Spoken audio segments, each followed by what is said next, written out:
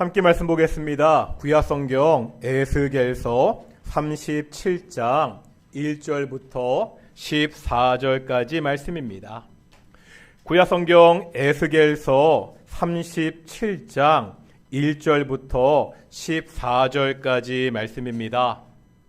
우리 1절부터 교독하겠습니다. 제가 먼저 37장 1절 말씀 봉독하겠습니다. 여호와께서 권능으로 내게 임재하시고 그의 영으로 나를 데리고 가서 골짜기 가운데 두셨는데 거기 뼈가 가득하더라.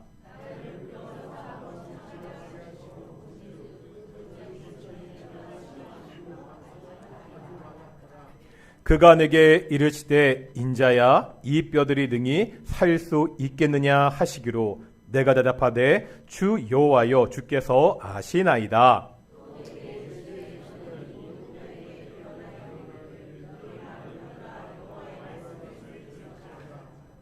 주 여호와께서 이 뼈들에게 이같이 말씀하시기를 내가 생기를 너희에게 들어가게 하리니 너희가 살아나리라.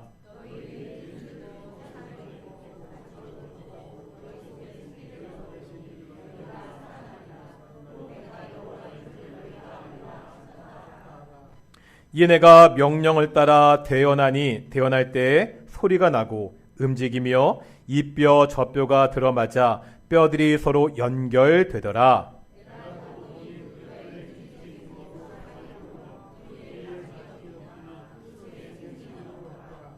또 내게 이르시되 인자야 너는 생기를 향하여 대언하라. 생기에게 대언하여 이르기를 주 여호와께서 이같이 말씀하시기를 생기야 사방에서부터 와서 이 죽음을 당한 자에게 붙어서 살아나게 하라 하셨다 하라.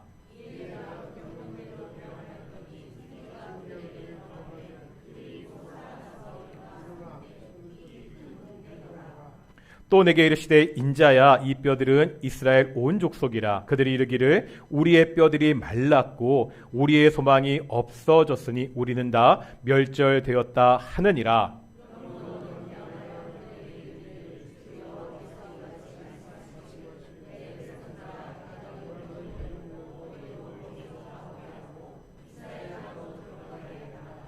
내 백성들아 내가 너희 무덤을 열고 너희로 거기에서 나오게 한즉 너희는 내가 여호와인 줄을 알리라.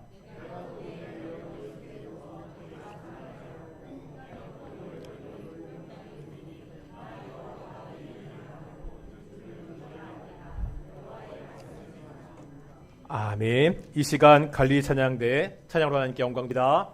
오늘도 우리 앞뒤 저분들과 인사하겠습니다. 하나님이 우리와 함께 하십니다. 예, 오늘 예배도 하나님이 우리와 함께하는 귀한 예배가 되기를 소망합니다. 작년 말부터 우리 동인교회가 앞으로 어떻게 나아가야 하는지에 대한 고민이 많았습니다. 이런 고민을 하면서 도움이 될 만한 이런저런 책을 읽었습니다. 그 중에서 제게 새로운 힘과 다짐을 준 책이 한 권 있습니다. 브라이언 크로프트가 쓴 성경적 교회 살리기라는 책입니다. 이 책의 첫 번째 장의 제목은 능력, 하나님은 어떻게 죽어가는 교회를 살리시는가입니다. 이 첫 장을 읽으면서 많은 도전을 받았습니다. 오늘 설교는 이 책에 많이 빚지고 있습니다. 우리가 간혹요 해안가나 하천에서 물고기가 떼죽음을 당했다는 뉴스를 볼 때가 있습니다. 얼마 전에는 일본 해안에서 정어리떼가 떼죽음을 당한 일이 있었습니다. 이게 해변 1km를 덮을 정도로 엄청나게 많았습니다. 이것을 두고서 오염수 방류의 영향이다 아니다 말들이 굉장히 많았지요. 생물들이 이렇게 때로 죽어있는 모습은요 참 끔찍하고 무섭습니다. 그런데 오늘 본문에 보면 이것보다 더 끔찍한 모습을 볼 수가 있습니다. 하나님이 에스겔 선지자를 한 골짜기 가운데 데려가십니다. 그 골짜기에 보니까 뼈가 가득했다고 말씀하고 있습니다. 이 뼈는 짐승의 뼈가 아닙니다. 사람의 뼈입니다. 사람의 뼈로 가득 찬 골짜기입니다. 이것 자체로도 끔찍하지만은요, 더 끔찍한 사실이 있습니다.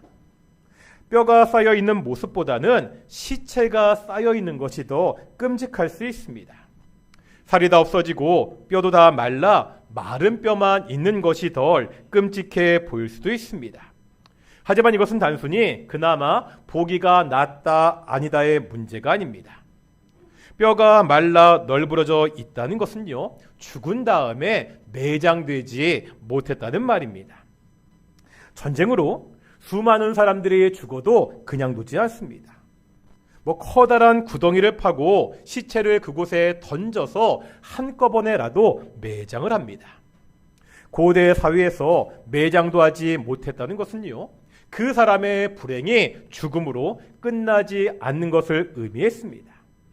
이 생에서 끝나는 것이 아니라 그 내세까지 이어지는 고난입니다. 그냥 죽은 사람이 아니라 저주를 받아서 하나님의 저주를 받아 죽은 사람이라는 의미가 있었습니다.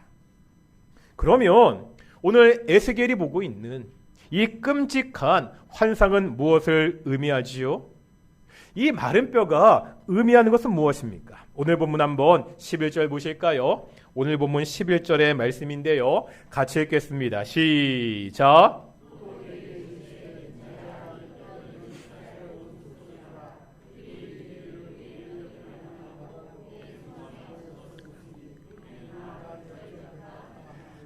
여기 보니까 이 마른 뼈가 뭐를 상징한다고요? 이스라엘 족속들, 이스라엘 백성들입니다.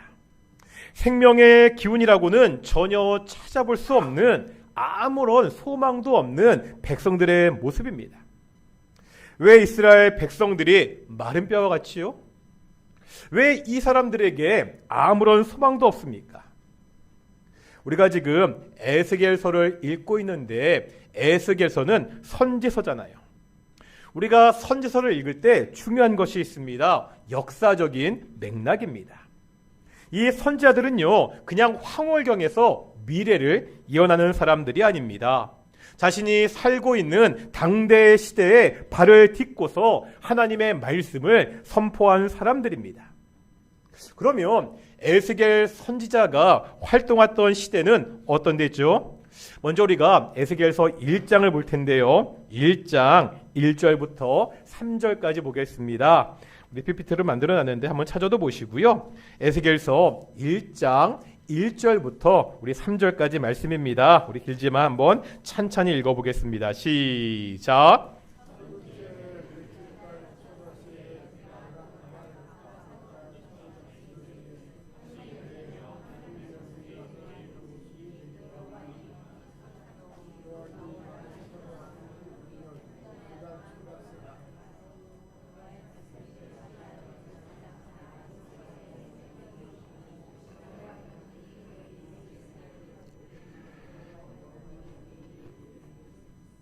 여기 보니까 에스겔 선지자가 처음으로 소병을 받은 때와 장소가 나옵니다.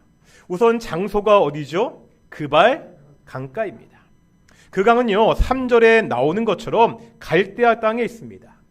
갈대아 땅이 어디죠? 바벨론 지역입니다. 에스겔은 본래 제사장입니다.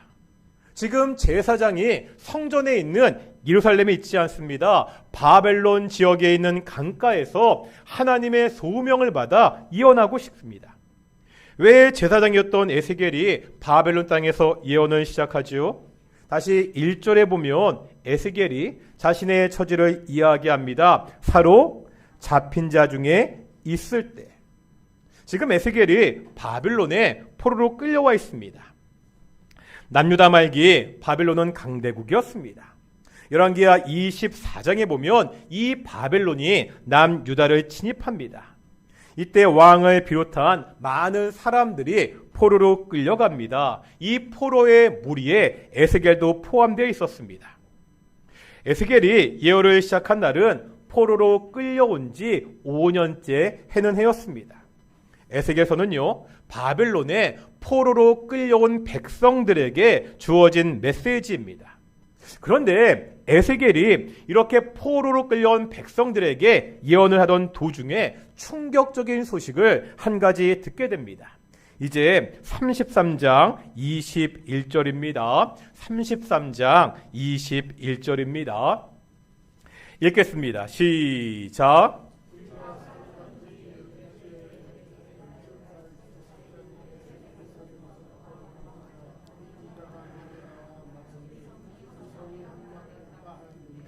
여기 보니까 포로로 끌려온 지 12년 10월 5일에 예루살렘에서 도망온 사람이 한 가지 소식을 전해주죠. 내용이 뭐죠? 성이 함락되었다. 여기서 그 성은 어떤 성을 말하죠? 예루살렘 성입니다. 지금 포로로 끌려온 땅에서 자신을 포로로 끌고 온 그 사람들에게 자신의 나라가 멸망했다는 소식을 듣고 있습니다. 오늘 본문에 나오는 마른 뼈들은 이렇게 나라는 멸망하고 포로로 끌려온 이스라엘 백성들입니다. 역사를 보면은요, 한 나라가 세워지고 멸망하는 일은 흔한 일입니다. 우리나라 역사만 해도요, 한 나라가 세워졌다 망하는 일이 반복되었습니다. 일제 강점기에도 일본의 나라를 빼앗겼죠. 그때 식민지 조선의 백성들은 그냥 절망만 하고 있지 않았습니다. 빼앗긴 나라를 되찾기 위해서 목숨을 바쳐가며 독립운동을 했습니다. 상해 임시정부라도 세워서 다시 나라를 되찾겠다는 그 희망을 버리지 않았습니다. 그런데 왜 이스라엘 백성들은요, 아무런 소망이 없는 마른 뼈와 같다고 하고 있지요?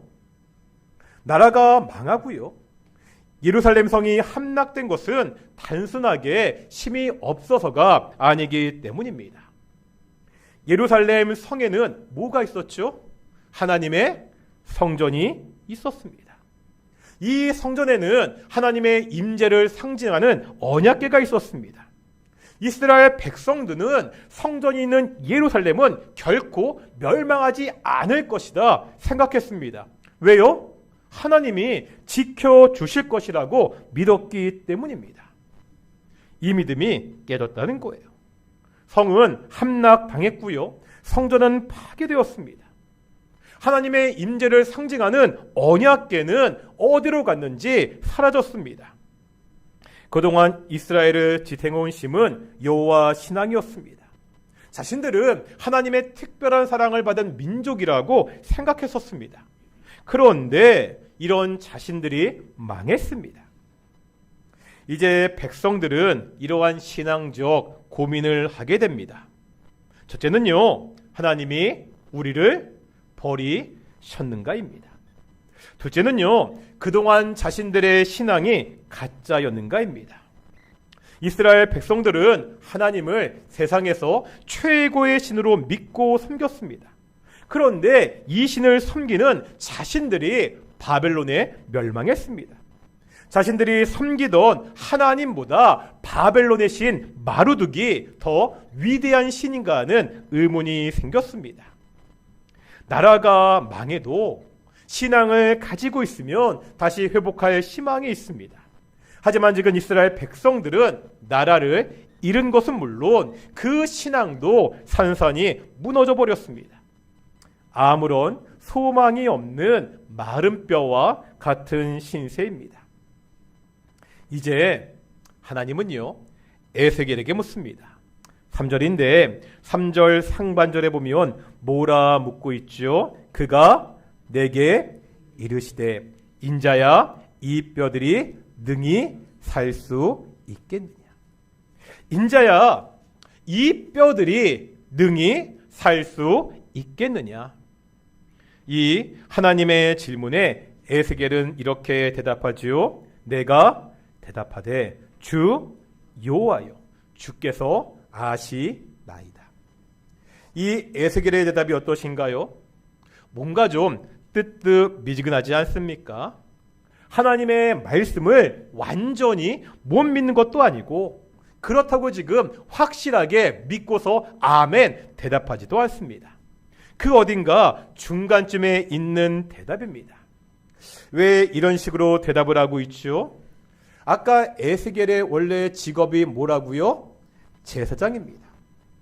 어려서부터 제사장이 되는 훈련을 받았습니다. 누구보다도 하나님을 대해서 잘 알고 있습니다. 창세기를 통해서 하나님이 세상을 창조하신 분이라는 사실을 알고 있습니다. 출애굽기의 10가지 재앙을 통해서 자연 만물도 순종한 분이라는 것을 알고 있습니다. 세상을 창조하시고 자연 만물을 다스리는 하나님은 불가능한 일이 없는 전능하신 분이라는 이 사실 또한 에스겔은 잘 알고 있습니다. 그런데 지금요, 이 하나님에 대한 지식과 현실 사이에 괴리가 있습니다. 내가 지금 마주하고 있는 그 현실이 너무나 끔찍합니다. 죽은 지 오래되어서 다 말라버린 그 뼈들이 내 눈앞에 있습니다. 이 뼈들이 다시 살아나는 것은 도저히 말이 안 된다는 거예요. 불가능한 일로 보입니다. 그래서 한 학자는 에스겔의 상황을 이렇게 표현했습니다. 한번 읽어보시겠습니까? 한번 나올 텐데 읽어보겠습니다. 시작.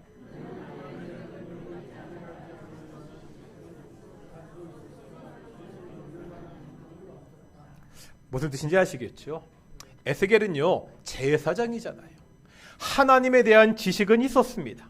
그러나 이 지식은 현실의 벽 앞에서 믿음으로 반응하지 못하고 있습니다. 하나님이 능치 못하는 것이 없다는 전능하신 분이라고 고백은 합니다. 하지만 내 눈앞에 있는 이 현실의 문제는 해결할 수 없는 분처럼 느껴지고 있습니다.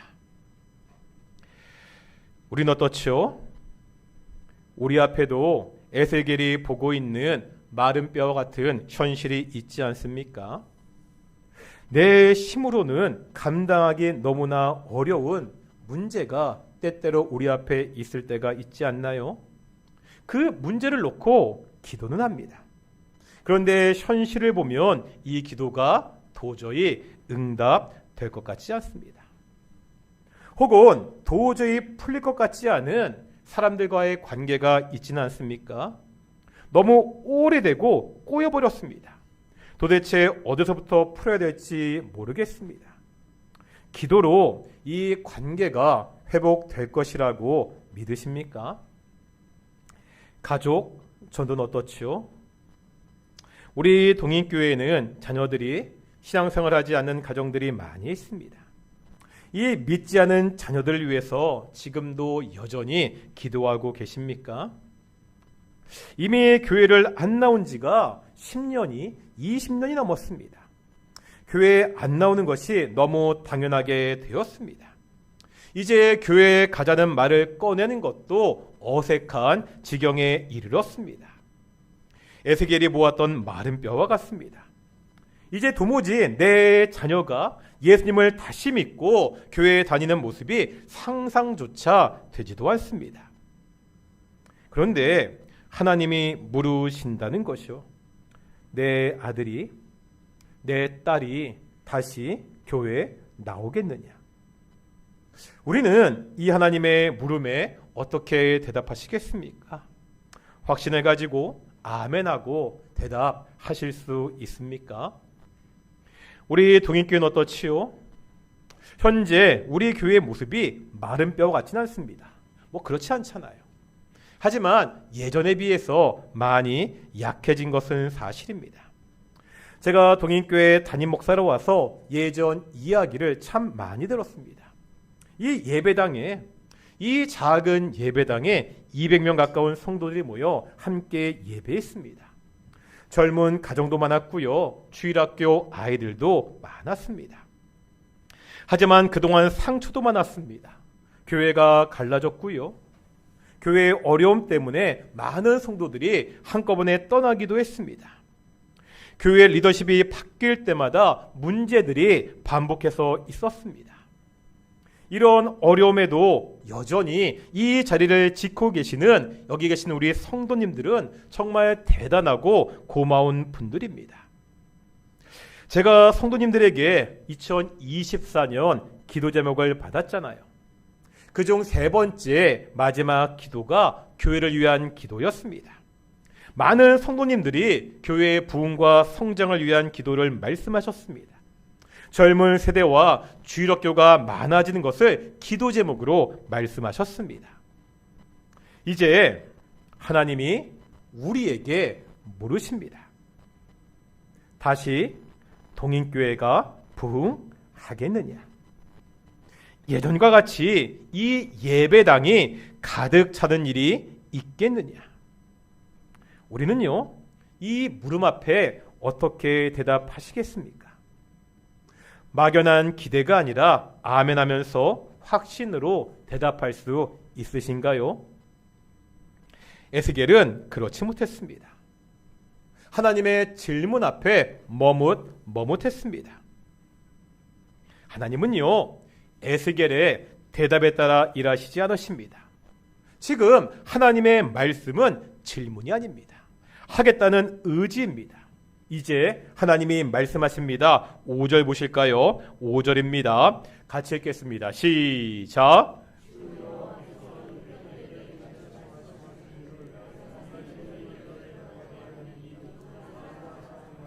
아멘. 하나님은 마른 뼈들이 살아날 것이라고 선포하십니다. 이 말씀은 즉각 이루어집니다. 이제 7절부터 보면 어떻게 이 마른 뼈들이 다시 살아나는지 잘 묘사하고 있습니다. 소리가 나더면서 움직이더니 뼈가 들어맞아 서로 연결이 됩니다. 그 뼈에 심줄이 생기고 살이 오르며 가죽이 덮입니다. 그냥 겉모양만 회복된 것이 아닙니다. 이제 사방에서 생기가 드러나서 다시 살아나게 됩니다. 10절 하반절에 보면 이 살아난 무리들을 뭐라 부르고 있죠? 극히 큰 군대라고. 죽어 말라버린 뼈들이, 아무짝에도 쓸모없던 마른 뼈들이 이제 하나님의 일을 수행하는 큰 군대가 되었다고 오늘 본문은 말씀하고 있습니다. 사람들이 보기에는 불가능한 일입니다. 도저히 응답될 것 같지 않은 기도의 제목입니다. 하지만 하나님은 아십니다. 하나님의 능력에는 제한이 없습니다. 하나님의 능력 있는 그 말씀이 선포될 때 그 말씀이 그대로 성취되고 있습니다. 도저히 답이 없는 나의 문제가 해결됩니다. 우리의 자녀들이 예수님을 믿고 교회에 나옵니다. 우리 동인교회가 부흥하고 성장합니다. 하나님의 말씀이 이 일을 하실 수 있습니다. 이 말씀이 선포되고 그대로 성취되는 장면을 보면 좀 생각할 부분들이 있습니다. 먼저 하나님이 뼈들에게 말씀하고 있죠. 그런데 이 표현이 좀 이상하지 않습니까? 누가복음 8장에 보면 4가지 밭에 대한 비유가 나옵니다. 말씀의 씨가 뿌려지고 그 말씀을 듣는 사람들을 4가지 밭에 비유하고 있는데요. 이때 한번 8장 8절 말씀 읽어보실까요? 읽겠습니다. 시작.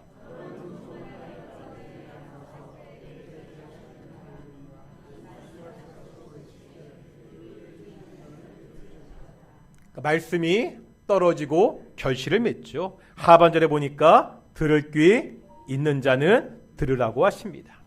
들을 귀 있는 자는 들어라. 이 표현은 성경에 많이 나옵니다. 말씀이 선포되고요. 그 말씀을 듣고 순종하는 자들을 통해서 하나님이 역사하십니다.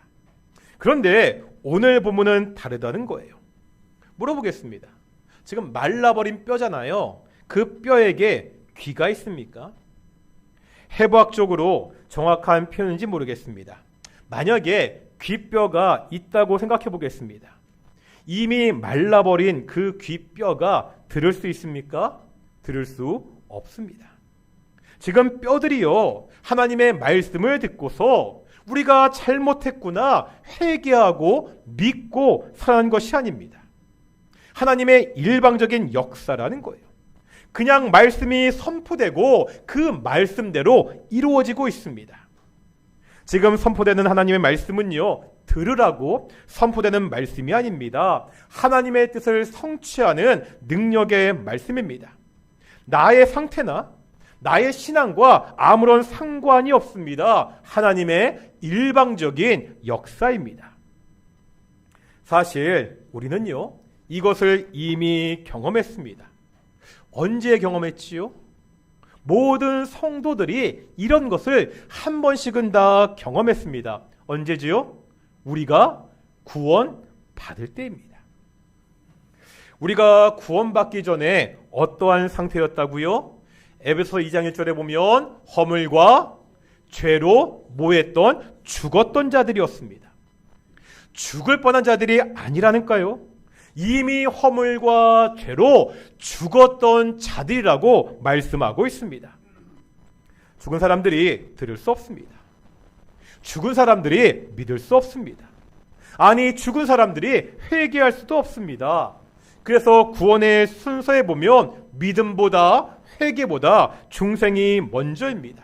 하나님이 이미 죽어있는 나를 먼저 살리셨습니다.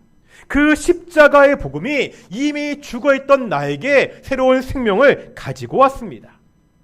내가요, 얼마나 신앙이 좋은지, 내가 얼마나 대단한 사람인지 아무런 상관이 없습니다. 왜죠? 죽었기 때문입니다. 오직 하나님의 능력의 말씀이, 그리스도 예수의 생명의 복음이 나를 살리셨습니다. 이것이 말씀의 능력입니다. 오직 하나님의 능력 있는 말씀이 잠들어 있는 나의 신앙을 깨울 수 있습니다.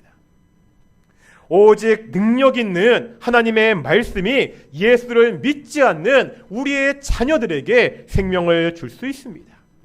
오직 능력 있는 하나님의 말씀이 우리 동인교회를 부흥시킬 수 있습니다. 여기서 한 가지 더 살펴볼 것이 있습니다. 이 말씀이 전달되는 방법입니다.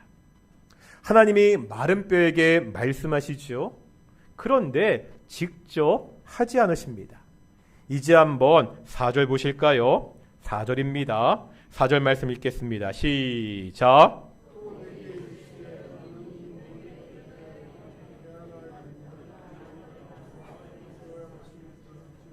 아멘. 어떻게 일하시죠? 에스겔이 하나님의 말씀을 대언하고 있습니다. 하나님이 에스겔을 통하여 말씀하고 있습니다. 에스겔 선지자가 말씀의 통로로 사용되고 있습니다. 이것이 하나님이 일하시는 방법이라는 거예요. 하나님의 말씀은요, 마른 뼈를 살아나게 하는 엄청난 능력이 있습니다. 그런데 이 엄청난 능력의 말씀이 연약한 인간을 통해서 선포되고 있습니다. 그 연약한 인간의 입을 통해서 말씀이 선포되는데도 그 능력에 전혀 손실이 없습니다. 지금 인간의 입을 통하여 하나님의 말씀이 역사하는 것을 오늘 본문은 우리에게 보여주고 있습니다. 제가요, 이 부분에서 많이 고민하고 기도하게 되었습니다. 성도님들이 이 부족한 담임 목사를 위해서 많이 기도해 주셔야 됩니다. 건강을 위해서도 기도해 주시고요. 저희 가정을 위해서도 기도해 주십시오.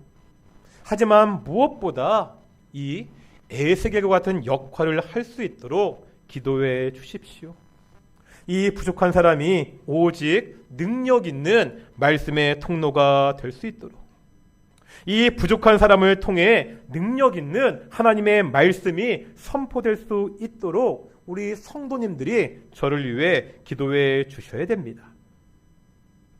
또 우리가 믿지 않는 가족들에게, 자녀들에게 말씀의 통로, 복음의 통로가 되어야 됩니다.